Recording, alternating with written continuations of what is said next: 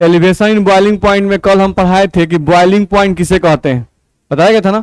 नहीं, तो boiling point के बारे में हम बताए थे कि वह टेम्परेचर जिस टेम्परेचर पर किसी भी लिक्विड का जो वेपर प्रेशर होता है, नहीं, वो एटमॉस्फेरिक प्रेशर के बराबर हो जाता है, उसी टेम्परेचर को हम लोग क्या कहते हैं, उस लिक्विड का बॉइलिंग पॉइंट यानी क्वथनांक कहते हैं, ये बताया गया था।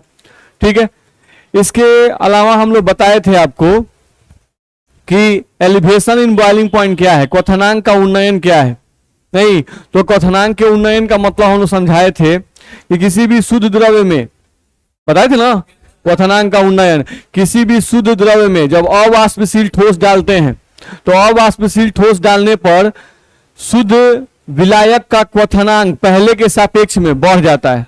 क्वथनांक जितना से बढ़ता है उसे ही क्वथनांक का उन्नयन कहते हैं, ऐसा बताया गया था। नहीं, तो क्वथनांक के उन्नयन को डेल्टा टीबी से दर्शाते हैं, और क्वथनांक के उन्नयन के लिए हम लोग फॉर्म लिखे थे delta TB equals to TB minus टी0, जहां पर टीबी का मतलब था शुद्ध विलयन का क्वथनांक माइनस शुद्ध विलायक का क्वथनांक। नहीं, ये आपको बताया गया था, तो इतना पढ़े थे ना जी।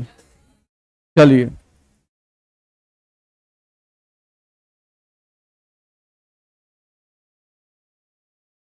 चलिए यहां से एक क्वेश्चन है जो आपके बोर्ड एग्जाम में पूछा हुआ है, आपके बिहार बोर्ड में ये क्वेश्चन पूछ चुका है कि शुद्ध द्रव्य में अवाष्पशील विलय डालने पर, शुद्ध द्रव्य में अवाष्पशील विलय डालने पर शुद्ध द्रव्य का क्वथनांक अर्थात विलयन का क्वथनांक बढ़ जाता है, क्यों? बताइए इसका कारण, बोलिए सर, बोलना चाहते हैं कोई?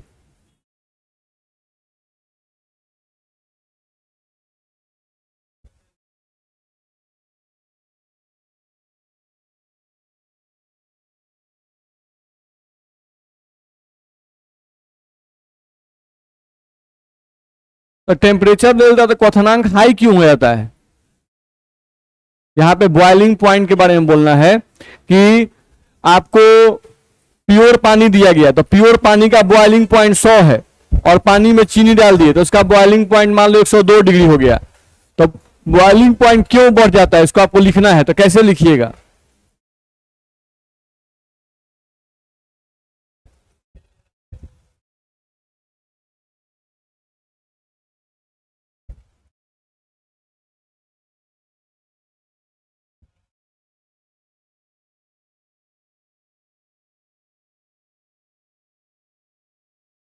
ये कुछ ठीक हुआ पहले से। बैठिए, बोलिए सर, आप क्या बोलने जाते थे, वही कहाँ जाते थे, देखा जाए। इसी को अगर हमको लैंग्वेज में लिखना है तो हम लोग कैसे लिखेंगे, ध्यान रखना है। पहले सबसे पहले ध्यान दो कि क्वथनांक का परिभाषा क्या दिया गया है, बॉइलिंग पॉइंट का परिभाषा क्या दिया गया है। तो परिभाषा ये दिया गया था कि किसी भी वह ताप जिस ताप पर किसी भी द्रव्य का वाष्प दाब वायुमंडलीय दाब के बराबर हो जाए, उसी ताप को उस द्रव्य का क्वथनांक यानी कि बॉइलिंग पॉइंट कहते हैं, बोला गया था। ठीक है, अब क्वेश्चन क्या है, तो क्वेश्चन है कि शुद्ध द्रव्य में अवाष्पशील विलय डालने पर, शुद्ध द्रव्य में अवाष्पशील विलय डालने पर शुद्ध द्रव्य का क्वथनांक अर्थात विलयन का क्वथनांक बढ़ जाता है, क्यों?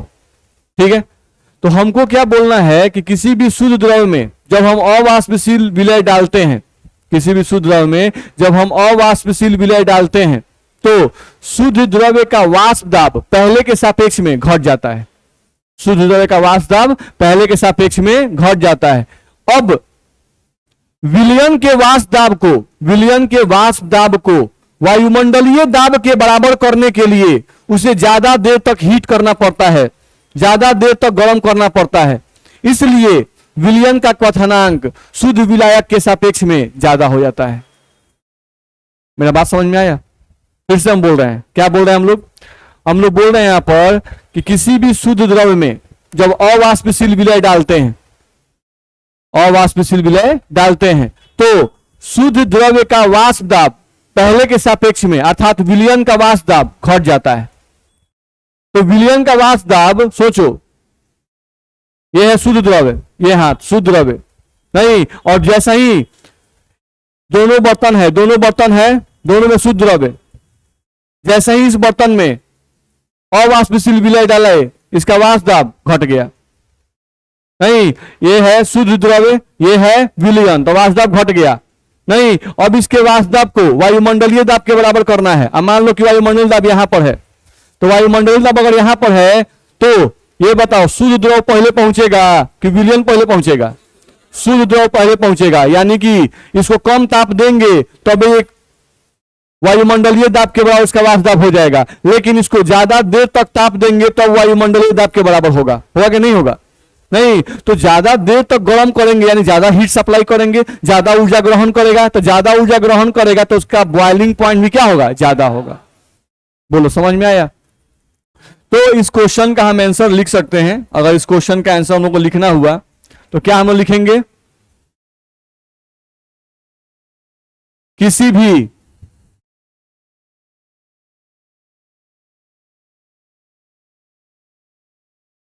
शुद्ध द्रव्य में जब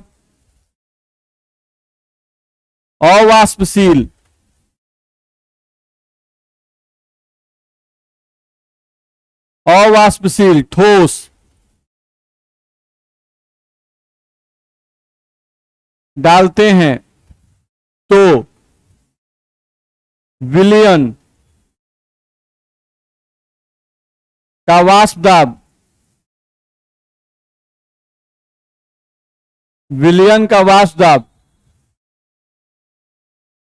घट जाता है।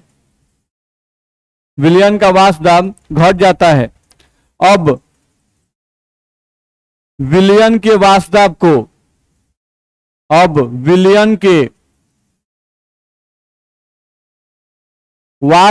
को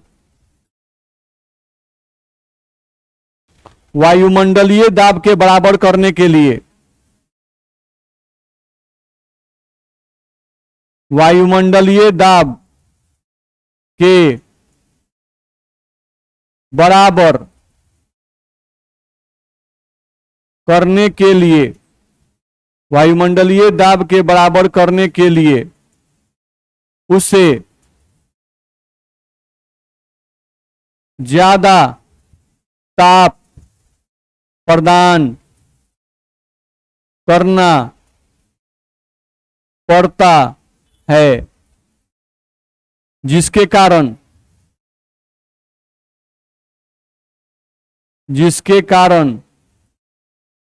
विलयन का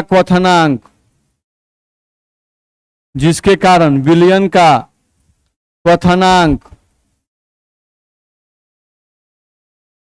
शुद्ध द्रव्य के सापेक्ष में विलयन का क्वथनांक शुद्ध द्रव्य के सापेक्ष में ज्यादा हो जाता है। बोलो, ये समझ में आया कि नहीं आया?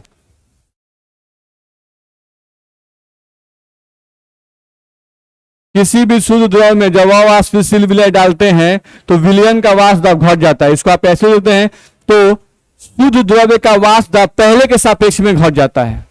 अगर विलयन नहीं लिखिएगा तो क्या लिखिएगा? शुद्ध द्रव्य का वाष्प दाब पहले के सापेक्ष में घट जाता है। नहीं, या तो आप डायरेक्ट विलयन लिख दीजिए, क्योंकि आप जैसे ही विलय डालते हैं अब वो विलायक नहीं रहा, वो क्या बन गया? विलयन बन गया। दिक्कत है? तो कैसे लिखना है आप समझ सकते हैं। चलिए अगले पॉइंट पे आ जाए। अगला पॉइंट हम देखें अगर, तो हम लोग को देखा गया है क्वथनांक के उन्नयन के लिए राउल्ट का नियम, Raoult's law for elevation in boiling point. Raoult's law for elevation in boiling point, तो समझो तो क्या है राउल्ट्स का लॉ। यहां से देखो,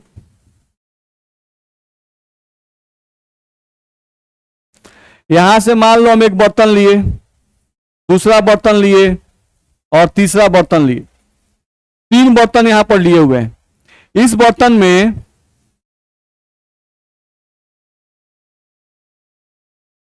प्योर वाटर लिए हुए हैं,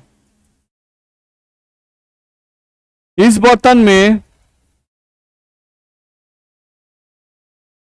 वाटर लिए हुए हैं। अब प्लस 5 ग्राम इसमें चीनी डाल दिए।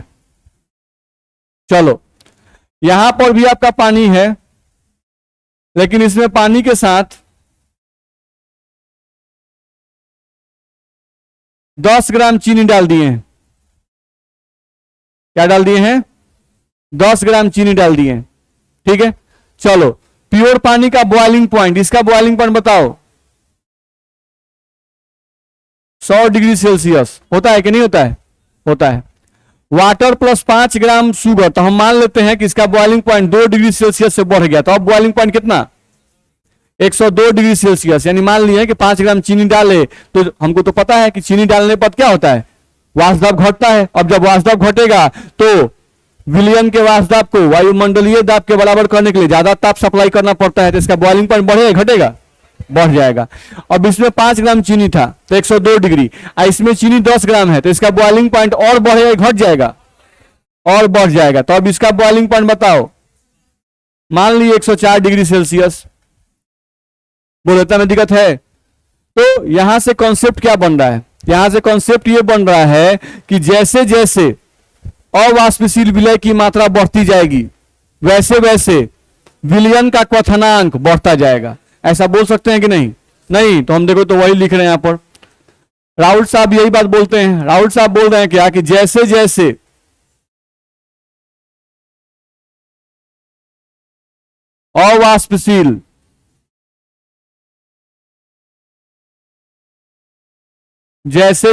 अवाष्पशील विलय की मात्रा बढ़ती जाएगी, अवाष्पशील विलय की मात्रा बढ़ती जाएगी, विलयन का क्वथनांक भी, विलयन का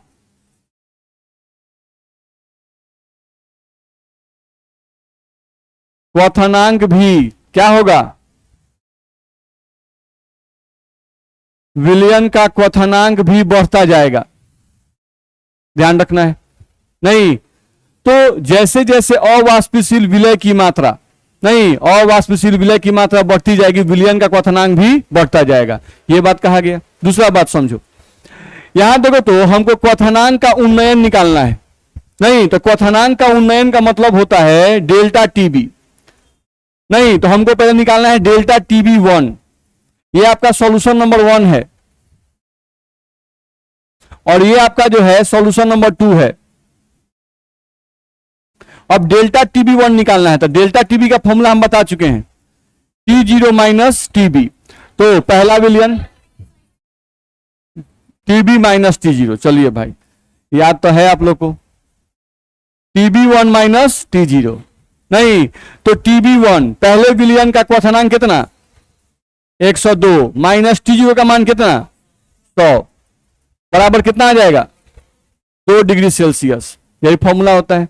नहीं अब हमको निकालना है डेल्टा TB2, तो इसका फॉर्मूला भी होगा TB2 माइनस T0। ये चेंज नहीं करेगा T0, ध्यान रखना है। चेंज कौन करेगा? ये वाला ध्यान रखना है। बोलो कितना करें?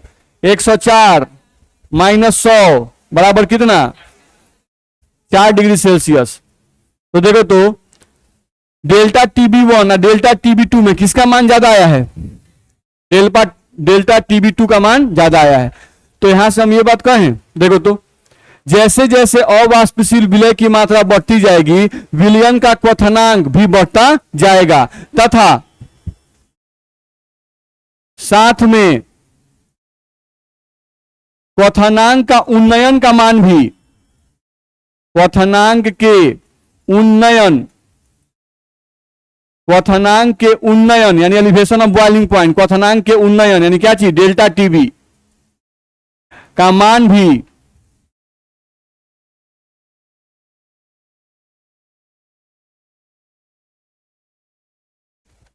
बढ़ता जाएगा। बोलो इतना में दिक्कत है?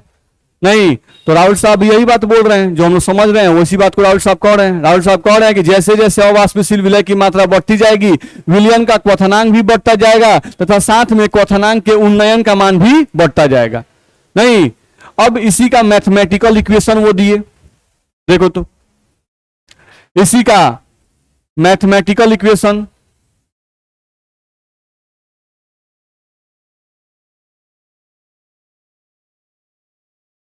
मैथमेटिकल इक्वेशन क्या दिए, वो बोले कि डेल्टा टीबी यानी क्वथनांक का उन्नयन समानुपाती होगा मोलालता के, समानुपाती होगा मोलालता के, जिसको इंग्लिश में क्या कहते हैं जी, मोलालिटी। यानी क्वथनांक का उन्नयन जो है वो समानुपाती होगा मोलालता के, होगा कि नहीं होगा? नहीं तो बताओ, मोलालता का मतलब होता है विलय के मोलों की संख्या, 1 केजी विलायक में उपस्थित विलय के मोलों की संख्या। नहीं तो मोलालता में विलायक का मात्रा कितना होता है, 1 केजी, वो फिक्स है। चेंज क्या करता है, विलय के मोलों की संख्या, ध्यान रखना है, विलय के मोलों की संख्या बदलती है। तो कोई बोलता है कि मोलालता जो है ये बदलेगा, ये मोलालता का मान कब बदलेगा, जब विलय के मोलों की संख्या बदलेगी। तो जब भी मोलालता कहा जाए तो विलय, मोलालता का मतलब होता है विलय के मोलों की संख्या, इसका मेन मतलब है विलय के मोलों की संख्या। नहीं अब देखो तो डेल्टा टीबी समानुपाती है मोलालता के, यानी डेल्टा टीबी समानुपाती है विलय के मोलों की संख्या के। तो विलय के मोलों की संख्या यानी विलय कणों की संख्या, विलय कणों की संख्या। तो ये क्या कर रहे हैं कि विलय के कणों की संख्या अगर बढ़ेगी तो मोलालता का मान बढ़ेगा, और अगर मोलालता का मान बढ़ेगा तो क्वथनांक के उन्नयन का मान भी बढ़ेगा। तो अभी तो वही ना समझे हम लोग, नहीं कि विलय के कणों की संख्या बढ़ेगी तो मोलालता बढ़ेगी, या मोलालता बढ़ेगी तो डेल्टा टीबी का मान भी क्या होगा, बढ़ेगा। ठीक, चलो तो ये फॉर्मूला हम लोग को राउत साहब ने दिया, डेल्टा टीबी समानुपाती मोलालिटी। अब इसी को ऐसे लिख रहे हैं, देखो तो डेल्टा टीबी समानुपाती का साइन टाया गया और लिखा गया के बी, ध्यान रखना है के बी, और मोलालता को क्या लिखते हैं, स्मॉल एम। तो फॉर्मूला आ गया राउल्ट का, delta TB equals to K B into M. जहां पर सबका मतलब जानते हैं, डेल्टा टीबी का मतलब जानते हैं क्वथनांक का उन्नयन, इसका मतलब होता है क्वथनांक का उन्नयन, एलिवेशन ऑफ बॉइलिंग पॉइंट। और केबी का मतलब होता है मोलल उन्नयन स्थिरांक, इसको हम लोग बोलते हैं मोलल उन्नयन स्थिरांक, इसको बोला जाता है मोलल उन्नयन स्थिरांक। जिसको इंग्लिश में कहें तो मोलल का इंग्लिश मोलल ही होता है, और उन्नयन का इंग्लिश आप जानते हैं एलिवेशन, मोलल एलिवेशन। और स्थिरांक का हिंदी होता है कांस्टेंट। क्या होता है, कांस्टेंट होगा। नहीं तो हम लोग क्या बोल रहे हैं, मोलल उन्नयन स्थिरांक या मोलल एलिवेशन कांस्टेंट, ध्यान रखना है। और ये एम क्या है, मोललता। बोलो मेरी बात समझ में आ रही है? तो राउल्ट ने क्वथनांक के उन्नयन को, क्वथनांक के उन्नयन को नहीं कैलकुलेट करने के लिए, कॉपी पर हम कैसे कैलकुलेट करेंगे उसके लिए क्वथनांक के उन्नयन को कैलकुलेट करने के लिए एक फॉर्मूला दे दिया, delta TB equals to Kb गुना एम। ध्यान रखना है, इसी को डेल्टा टीबी को आप ऐसे देते थे, क्या, टीबी माइनस टी जीरो बराबर केबी गुना एम। बोलो, बोल सकते हैं कि नहीं बोलते हैं, बोल सकते हैं। इसी को हम लिख दिए टीबी माइनस टी जीरो बराबर केबी गुना एम। चलो दूसरे पॉइंट पे आ जाओ। ये जो फॉर्मूला हम लोग को लिखा गया डेल्टा टीबी बराबर के बी गुना एम, ये लिखा गया। इसी फॉर्मूला को हम ऐसे भी होते हैं, delta Tb is equals to K b, और मोलालता का फॉर्मूला हम लोग जानते हैं ए गुना 1000 बटा डब्ल्यू गुना बी, ये फॉर्मूला जानते हैं।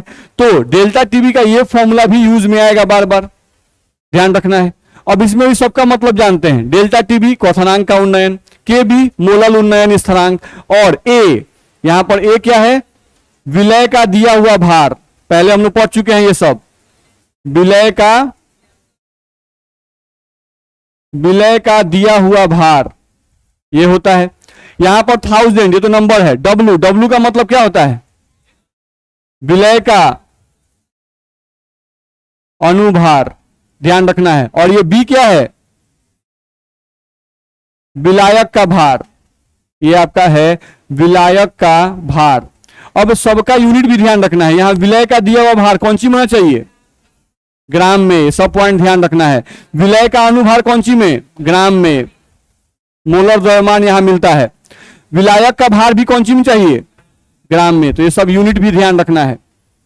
नहीं तो इस तरह से डेल्टा टी बराबर के बी और मोलारिटी की जगह पर हम ये फॉर्मूला लिख सकते हैं। बोलो दिक्कत है किसी को? तो ये हम लोग को ध्यान रखना, तो कभी इस फॉर्मूला का यूज मिलेगा और कभी हम लोग को देखा जाए तो इस फॉर्मूला का यूज मिलेगा, ध्यान रखना है। और कभी ऐसा भी होगा कि इस फॉर्मूला को भी यूज करने के लिए आएगा। बोलो दिक्कत है इसमें? आगे बढ़ सकते हैं, चलो।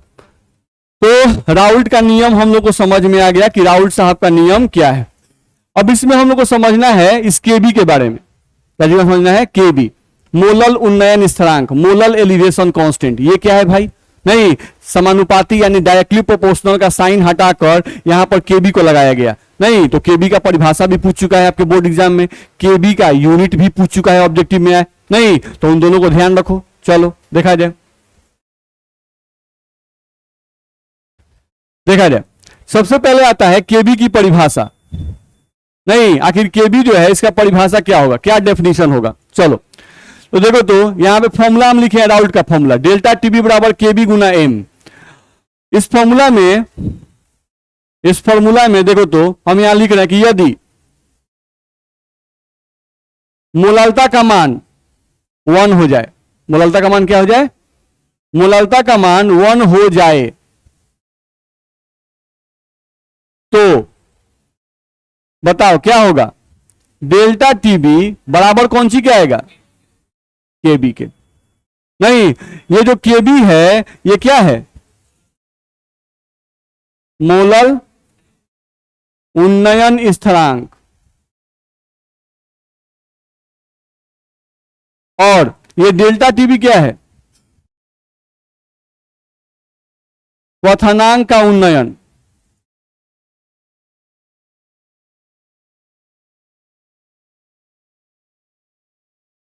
ध्यान रखना है। तो जब मोलालता 1 हो गया, जब मोलालता का मान 1 रख दे रहे हैं, नहीं, तो डेल्टा टीबी बराबर केबी आ गया। यानी कि मोलल उन्नयन स्थिरांक जो है वो क्या है? क्वथनांक का उन्नयन है। मोलल उन्नयन स्थिरांक क्या है? क्वथनांक का उन्नयन है जब मोललता का मान 1 होता है, जब मोललता का मान 1 होता है। अच्छा ये बताओ, मोललता, ध्यान समझा जाए, मोलालता का मान कितना माना गया है? 1। अब मोलालता का यूनिट क्या होता है? मोल पर केजी।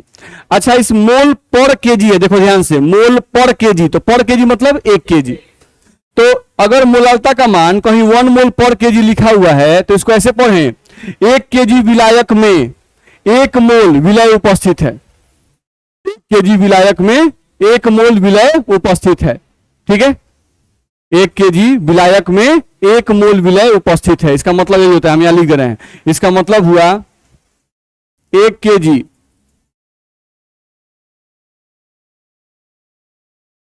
विलायक में 1 मोल विलय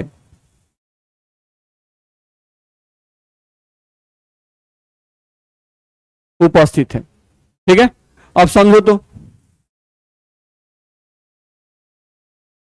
यहां पर देखा जाए तो हम लोग 2 बर्तन ले रहे हैं, ध्यान समझो,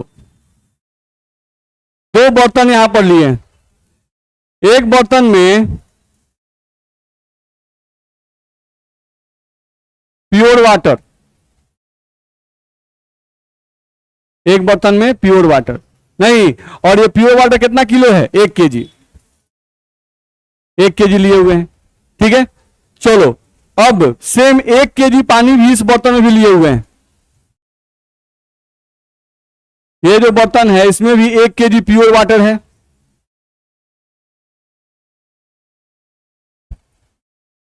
ठीक है, प्योर वाटर का बॉइलिंग पॉइंट कितना? बोलो, दिक्कत नहीं ना है? चलो अब इसमें 1 केजी पानी में ऊपर से 1 मोल कोई भी अवाष्पशील विलय डाल दिया, चीनी को ही मान लो डाल दिए, अवाष्पशील विलय 1 मोल डाल दिए। 1 केजी प्योर वाटर में 1 मोल चीनी डाल दिए। तो अगर 1 केजी पानी में अगर 1 मोल चीनी डाल दिए तो ये बताओ कि यहां पर अब ये जो होगा वो क्या बन गया? सॉल्यूशन बन गया कि नहीं बन गया? इसमें पानी भी हो गया और चीनी भी आ गया, तो ये बन गया आपका सॉल्यूशन, ये बन गया आपका सॉल्यूशन। ठीक, अब सॉल्यूशन का बॉइलिंग पॉइंट 100 डिग्री होगा कि 100 डिग्री ज्यादा होगा? 100 डिग्री ज्यादा होगा। तो बॉइलिंग पॉइंट जो है, नहीं, वो हम मान लेते हैं कि 100 डिग्री से बढ़ गया, यानी कुछ भी बढ़ सकता है, हो सकता है 103 डिग्री सेल्सियस बढ़ गया। कितना बढ़ गया? 103 डिग्री। पहले कितना था, अब कितना हो गया? 103। कितना से बढ़ गया?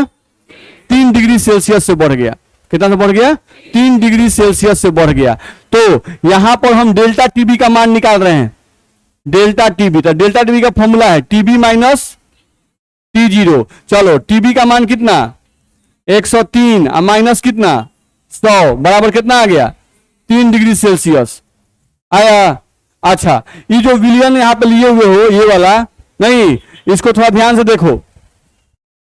इसका हम मोलालता निकालना चाहते हैं, तो मोलालता का फॉर्मूला होता है विलय का मोल, विलय का मोल। तो विलय का मोल यहां पर कितना है? 1 मोल। तो हम यहां 1 मोल लिख रहे हैं बाबू, बट्टा विलायक का भार केजी में कितना है? 1 केजी। तो हम देखो यहां लिख रहे हैं 1 केजी। इसको सॉल्व करेंगे तो कितना आएगा? 1 मोल पर केजी आएगा कि नहीं आएगा? आएगा। तो इसका मतलब ये जो विलियन हम लोग का बना यहां पर, इसके मोलालता का मान कितना है? इस विलियन के मोलालता का मान कितना है? 1 मोल पर केजी। तो इस विलियन के मोलालता का मान अगर 1 मोल पर केजी है, तो इस विलियन के लिए जो क्वथनांक का उन्नयन का मान हम जो निकाले हैं यहां पर 3 डिग्री सेल्सियस, यह किसके बराबर होगा? केबी के बराबर होगा कि नहीं होगा? होगा। मेरी बात कुछ समझ में आ रही है? नहीं, तो केबी क्या है? क्वथनांक का उन्नयन है। कब? जब 1 केजी विलायक में 1 मोल विलय डालते हैं तब। तो दिक्कत है? तो चलो, केबी का परिभाषा हम लोग कैसे बोलेंगे? केबी का परिभाषा हम बोल रहे हैं, ध्यान समझो।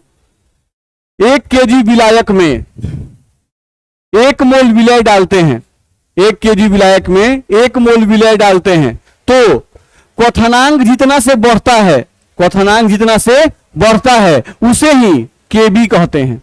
उसे ही क्या कहते हैं? केबी कहते हैं। बोलो, समझ में आ रहा है? नहीं, तो केबी का परिभाषा यहां से हम लिख सकते हैं, देखा जाए। यहां से हम लोग कहा गया केबी के परिभाषा में, केबी की परिभाषा,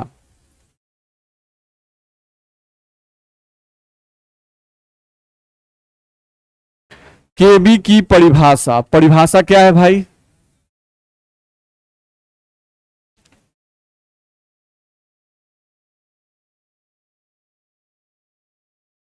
देखा जाए, क्या लिखे बोलो सब? 1 केजी विलायक में 1 मोल विलय, 1 मोल विलय डालने पर, बोलो, 1 केजी विलायक में 1 मोल विलय डालने पर, बोलो, विलयन का क्वथनांक या विलायक का क्वथनांक, विलायक का क्वथनांक, क्वथनांक जितना से बढ़ता है,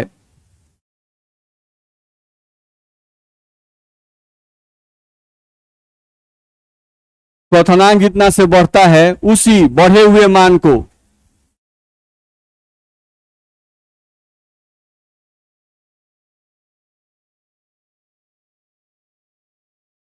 क्या कहते हैं जी?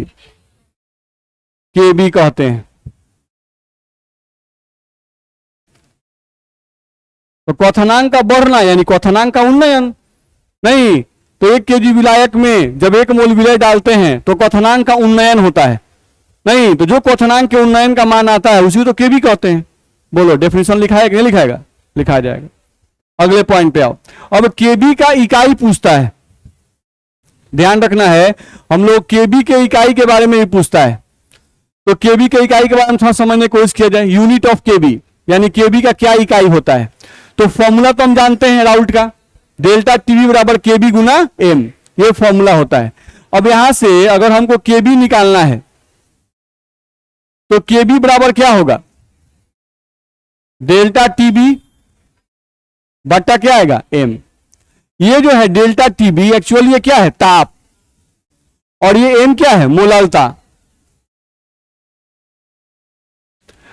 अगर केबी के यूनिट की बात कर रहे हैं तो हमको ध्यान रखना होगा ताप जो होता है इसका इकाई होता है केल्विन या डिग्री सेल्सियस नहीं बोलते हैं। तो ये हो गया ताप का इकाई केल्विन, बट्टा मोलालता का इकाई मोल। अब बट्टा में केजी, तो केजी ऊपर भेज दें, बोलो दिक्कत नहीं ना इसमें।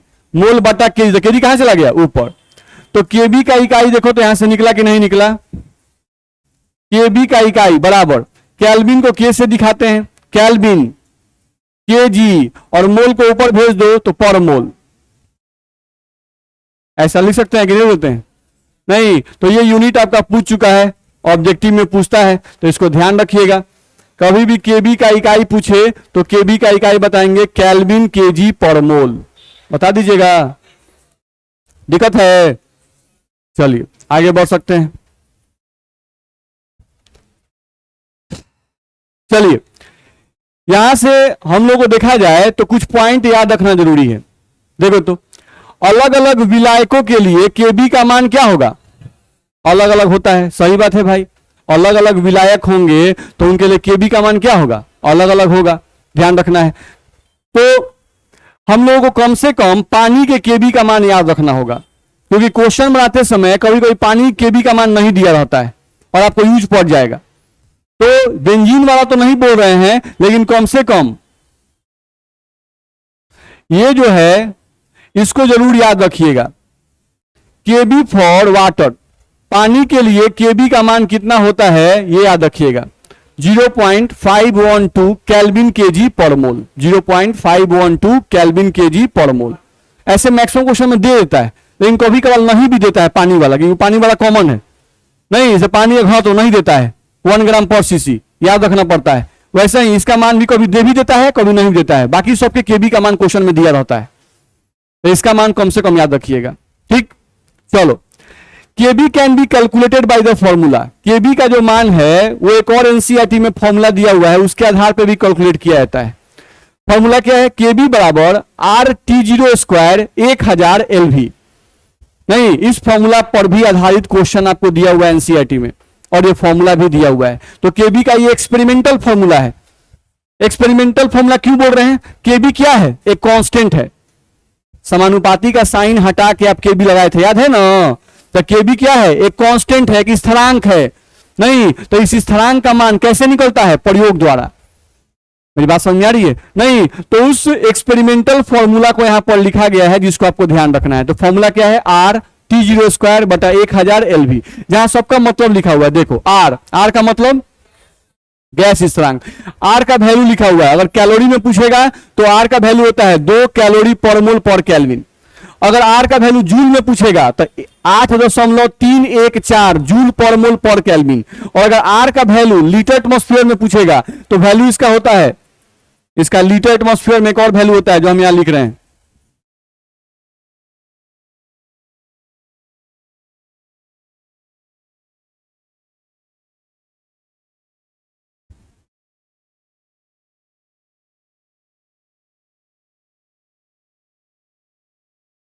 ध्यान रखना है। तो आर का एक और वैल्यू आता है 0.0821 लीटर एटमॉस्फेयर पर मोल पर केल्विन। लेकिन ध्यान रखना है कि इस फॉर्मूला में हम आर का जो वैल्यू यूज करेंगे वो या तो कैलोरी वाला यूज करेंगे या तो जूल वाला यूज करेंगे। ये दोनों ही ज्यादा यूज में आएगा, अर्ग वाला भी कम ही यूज में आता है, लेकिन ये दोनों ही ज्यादा यूज में आता है।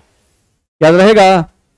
नहीं, तो इन दोनों वैल्यू को आर को आपको याद रखना होगा। चलो अगले पॉइंट पे आ जाओ। T0 का मतलब क्या लिखा हुआ है, विलायक का क्वथनांक। और एलवी का मतलब क्या लिखा हुआ है, 1 ग्राम विलायक की वाष्पीकरण की गुप्त उष्मा। ध्यान रखना है। यानी इसका मतलब क्या हुआ, इसका मतलब हुआ कि आप एक बर्तन ले लिए, इस बर्तन में आपका विलायक कितना ले लिए हैं,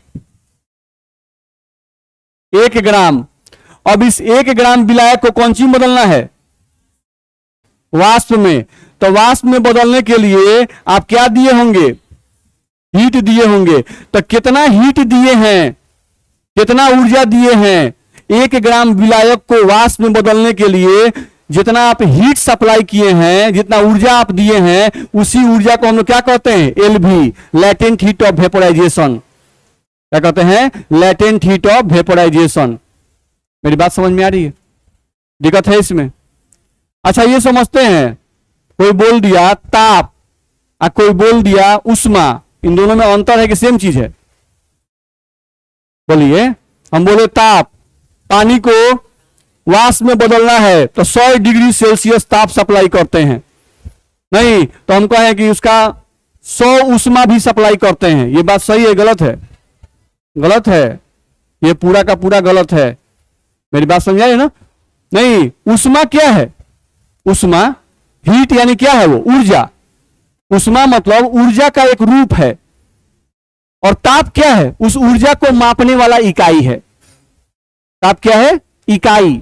यानी आप किसी जो गर्म किए तो कितना गर्म हुआ, ये आप कौन सी से मापते हैं? डिग्री सेल्सियस, ताप से मापते हैं। 50 डिग्री हो गया जी, इतना उष्मा दिए हैं तो 50 हो गया, इतना दिए तो 80 हो गया, इतना दिए तो 90 हो गया, इतना दिए तो 100 हो गया। तो ताप क्या है? मापने का, उष्मा को मापने का एक इकाई है। नहीं तो आप 100 डिग्री सेल्सियस ताप दिए, ताप पहुंचा दिए, 100 डिग्री सेल्सियस ताप तक आप पहुंचा दिए। उतना ताप तक पहुंचाने के लिए जो ऊर्जा हम लोग दिए, उसी ऊर्जा को हम क्या कहते हैं? Heat of vaporisation. क्या कहते हैं? Heat of vaporisation. समझ में आ रहा है? चलो, तो यहां पर ये पॉइंट हम लोग को ध्यान रखना होगा। तो ये फॉर्मूला भी ध्यान रखना होगा। के बी बराबर क्या फॉर्मूला है? के बी बराबर आर टी जीरो स्क्वायर बटा 1000 एल भी। आर क्या है? गैस स्थिरांक। टी जीरो विलायक का क्वथनांक, 1000 नंबर है। एल भी क्या है? Latent heat of vaporisation. इस क्वेश्चन को बनाते समय सबका मान दिया रहता है। एल भी का मान दिया रहेगा, आर का मान ही बस खाली नहीं दिया रहेगा, टी जीरो का मान भी दिया रहेगा। अलग अलग विलायक का क्वथनांक अलग अलग होता है। जो सबका मान दिया रहेगा, बस वैल्यू पुट करना है, निकालना है।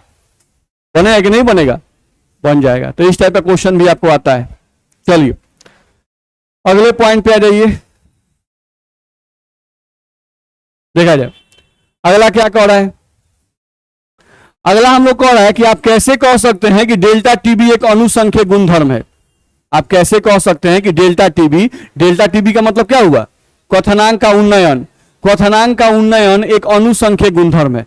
तो हम लोग क्या कहेंगे? डेल्टा टीबी, डेल्टा टीबी समानुपाती है किसके? मोलालता के। ये किसने बताया था? राउल्ट ने। यानी किसके अनुसार हुआ ये? According to Raoult. राउल्ट साहब ने लोगों को बताया था कि डेल्टा टीबी जो है वो समानुपाती है मोलालता के। नहीं तो हम लिखेंगे यहां पे राउल्ट के अनुसार क्वथनांक का उन्नयन, राउल्ट के अनुसार क्वथनांक का उन्नयन मोलालता पर निर्भर करता है और मोलालता विलय के मोलों की संख्या पर निर्भर करता है। इससे यह स्पष्ट होता है, इससे यह स्पष्ट होता है कि डेल्टा टीबी भी विलय के कणों की संख्या पर निर्भर करता है। इसलिए हम कह सकते हैं कि डेल्टा टीबी एक अनुसंख्यक गुणधर्म है। अनुसंख्यक गुणधर्म का मतलब क्या?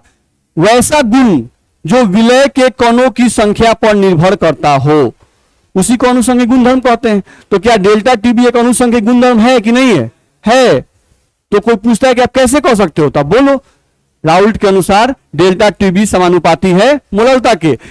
यानी क्वथनांक का उन्नयन मोलालता पर निर्भर करता है, मोलालता विलय के मोलों की संख्या पर निर्भर करता है। इससे स्पष्ट है कि डेल्टा टीबी भी विलय के मोलों की संख्या पर निर्भर करेगा। इसलिए हम कह सकते हैं कि डेल्टा टीबी क्या है? एक अनुसंख्यक गुणधर्म है।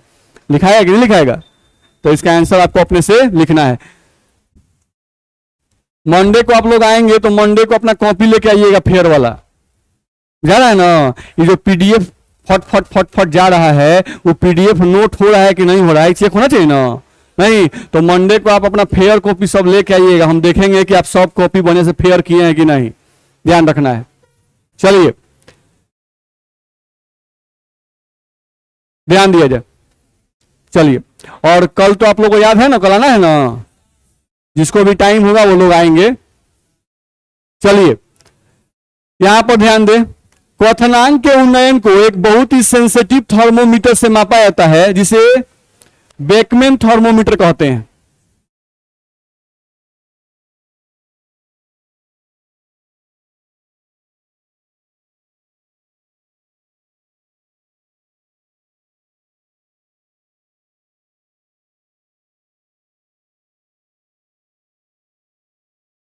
चलिए, तो ये बात भी ध्यान रखिएगा, नहीं कि भाई क्वथनांक का उन्नयन जो है उसको एक थर्मोमीटर से मापा जाता है, उस थर्मोमीटर का नाम क्या है? Beckmann thermometer. नहीं, तो ये भी आपका ऑब्जेक्टिव में पूछ चुका है।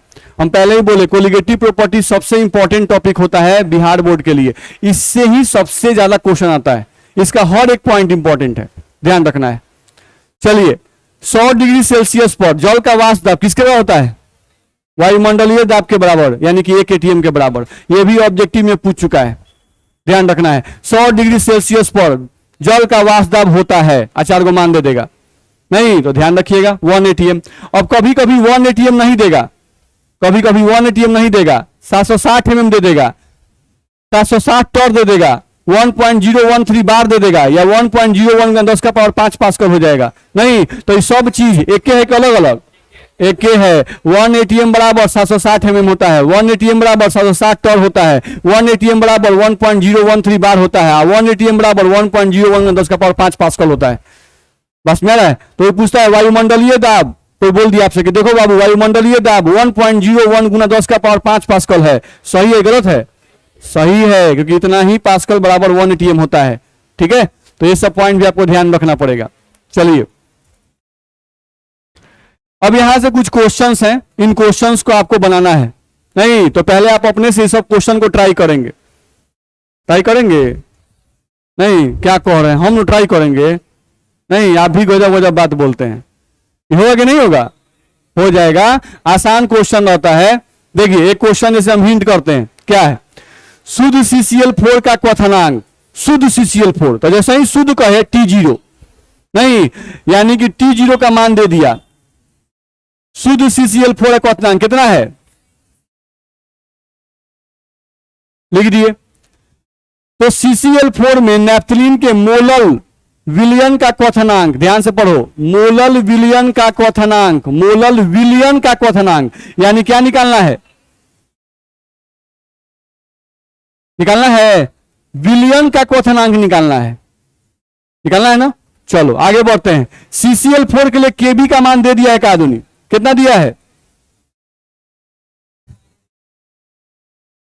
बोलो, दिक्कत है? आगे पढ़ो, यहां क्या लिखा है? मोलल विलयन। जब भी कहे मोलल विलयन तो हमेशा ध्यान रखना, हमेशा ये याद रखना, मोलल विलयन अगर ये वर्ड कहीं भी यूज करे तो ध्यान रखना, मोलल विलयन का मतलब होता है ऐसा विलयन जिसकी मोललता 1 हो, ऐसा विलयन जिसकी मोललता बराबर 1 होती है। तो मोलल विलयन जब भी लिखेगा ना तो मोललता बोलेगा नहीं, आपको मान लेना है कि मोललता कितना है? 1। नहीं तो देखो, तो T0 का मान दिया है, TB का मान पूछ रहा है, KB। तो राउल्ट का फॉर्मूला पता है ना, क्या है? TB माइनस T0 बराबर KB गुना M, यही फॉर्मूला है। TB का वैल्यू निकालना है, T0 का वैल्यू पता है, बराबर KB का मान,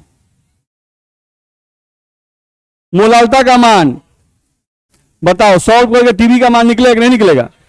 निकलेगा। किसी को दिक्कत है? नहीं, तो इसी तरह से यूज कर करके बनाना है फॉर्मूला पर, बनेगा कि नहीं बनेगा? बनेगा। तो ऐसा ही कुछ क्वेश्चन इसमें दिया हुआ है, नहीं आप देख लो। तो इन सभी क्वेश्चंस को पहले अपने से एक बार ट्राई करना है, नहीं बनेगा तो पूछना है, नहीं तो नहीं बनेगा तो पूछेंगे काहे के लिए, क्या नहीं बनेगा तो धीरे से कॉपी में रह जाएगा। जनरली आप लोग का ट्रेंड क्या है? यही ना ट्रेंड है, क्वेश्चन दिया जाए बनाने के लिए, नहीं तो बना तो बना, तनी मन देखें, तक नहीं बुझा रहा है। नहीं, अगला दिन स्कूल क्लास में आए जैसा ही सर बोले चलो जी प्रॉब्लम बन गया है, नहीं तो उसी में बोलेगा हाँ, उसी में कौन बोलेगा चुप, कुछ नहीं बोलेगा, नहीं चलो आगे पढ़ाएं तो हाँ सर ये सबसे अच्छा बात है, आगे पढ़ाते रहिए। नहीं, पीछे क्वेश्चन मत पूछिए, हमसे मत पूछिए कि हम क्या बनाए हैं नहीं बनाए हैं, ये सब काम नहीं, खाली बस पढ़ाते चलिए आगे। बस में सोमवार को क्या क्या लाना है? अपना कॉपी लाना है, आई क्वेश्चन जितना भी दिए हैं ये सब क्वेश्चन आपको ट्राई करके आना है। नहीं जो ने गलते सलते कुछ बना के आपको लाना है, हम देखें कि आप काट कुट किए हैं। नहीं अब सब क्वेश्चन बनेगा, एक एक क्वेश्चन बनेगा, नहीं बनने का सवाल ही नहीं है कि नहीं बनेगा। नहीं, अभी पढ़वे कितना किए हैं? अभी को बिलियन में क्या लगता है, पूरा पढ़ लिए? अभी पढ़ना है। नहीं, अब बिलियन में आपसे अब सब क्वेश्चन बनेगा, एनसीईआरटी का एक एक क्वेश्चन आपसे बनेगा, एक एक क्वेश्चन हम बनवा देंगे।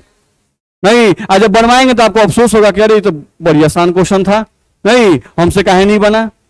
देखिएगा, तो चलिए यहां पर क्वेश्चन सब दिए गए हैं, इन सभी क्वेश्चंस को आपको बना के लाना है। तो मात्र 2-3 क्वेश्चन है, ये सब ट्राई करके आप लोग आएंगे, ठीक है। चलिए, तो मंडे को कॉपी लेके आना है और ये प्रॉब्लम बना के लाना है, और कल संडे को आप लोग आएंगे वहां पर।